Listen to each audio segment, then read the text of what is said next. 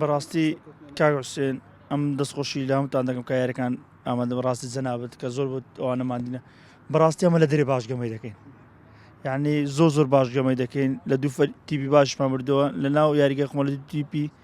ئاسانمان دۆڕاندیە خوای گەورە موفقمان ناکە لە کاتی فرسەی یعنی ئەگە نابرم چێشەکە هیچ نییە دیارە چێشەکە ئەمنم ینی لەوانەیە ئەگەنە بەس لە کاتی گۆڕکردی خوا موفقمان ناکە نە زۆر باش یاری دەکەین لە دەرێش ئەو تیپەش نوێیە یعنی دەبی بزانن ئەو تیپە نوێیە یەک یاریزانی پارم ماوە 24 یاریزانی نوێ مێناوە یعنی شەراف یاریزان لە تازە پێگەشتان سەرکەوتنە بەڕاست دەمێت تیپێکی باش دانێ بۆ ئاندران یانیۆشی بۆ شارەکە بۆ دەستەی کارجێڕی ئیشەڵا تیپەکە ژوا دەبی لە چاوەستمە ئەم خەرچیدا دەبی ئەوڕوا دیارە بەوەی ئامادەبوونی تیپی بەرامبەر توانیمان سێ خاڵ یاری بەدەستبێنین وا بوو دوو یاریش لە یاریگای خۆمان نەمانتانی بینەوە